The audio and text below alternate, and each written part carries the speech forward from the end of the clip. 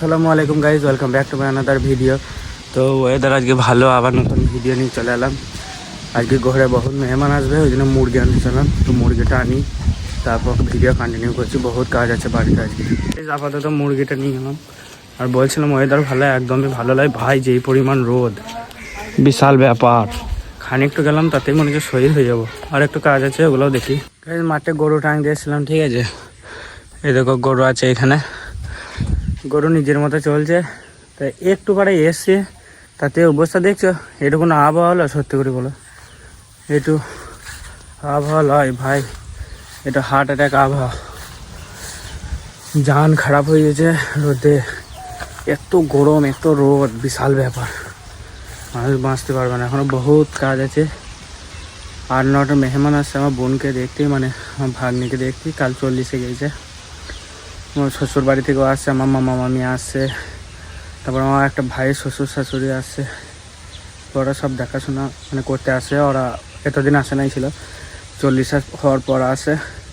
তো ওরা এসে মুরগি এনে দিলাম, গরু টেঙে দিলাম, আর মিষ্টি টিষ্টি আছে একটু, ওইগুলোও নিয়ে আসি গা।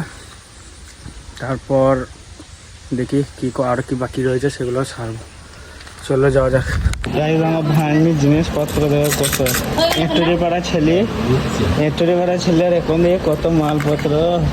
শ্রী দুর্গা, কানন, তারপরে তো ভবানী, কত শিউরি টিউরি, সোনাতে लाल लगे नहीं जाओ।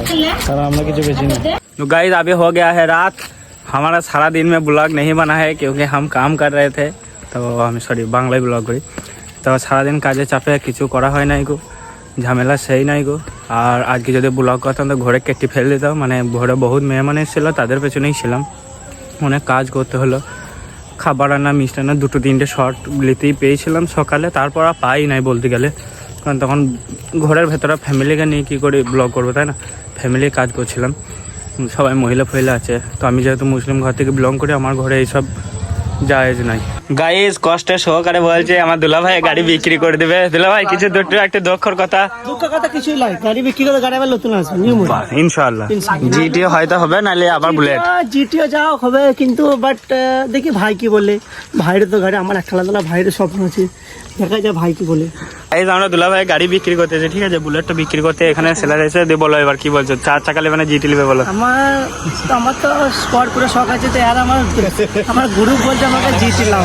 গাইস আমি কি করবো এখন ভাবছি, এখন দেখা যাক কি হয়। আমরা খেতে এসে দেখো আজকে যাবো না। দুলা ভাই ফিডব্যাক আমি নুন বেশি দিয়ে দিয়েছি, ওই জন্য টাকার সাথে মিক্স করছি আমি। कांदा ज़्यादा हो गया, प्याज कम हो गया, और नमक ज़्यादा हो गया। লজ্জা করবো না। আমরা মোটামুটি প্রায় 5 মাস পর বাইরে ছিলাম আমি।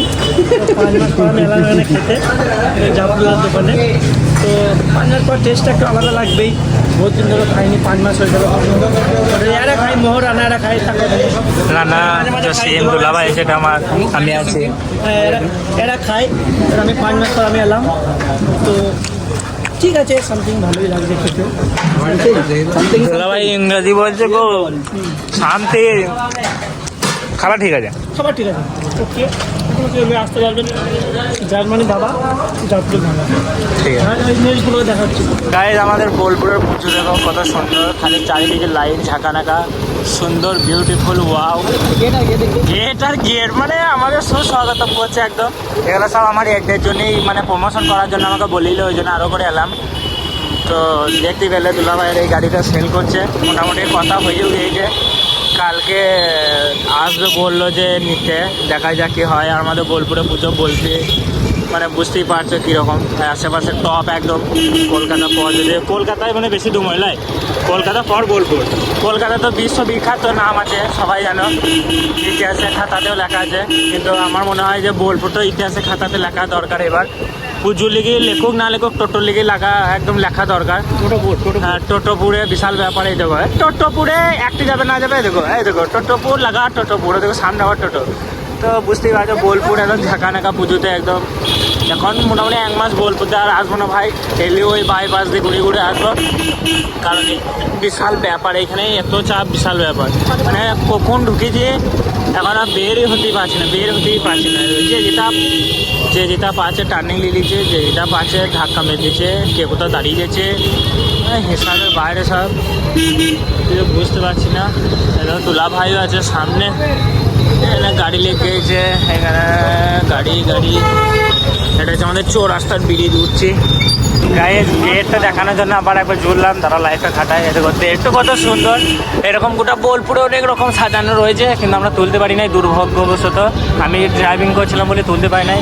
এই গেটটা সুন্দর লাগলো, সেই জন্যে অন করলাম। এর সামনে আরও একটা গেট আছে, আমি জানি ভালো লাগছে তোমাদের, ভালো লাগারই কথা, কারণ ভালো লাগার জন্য এটা দিয়েছে।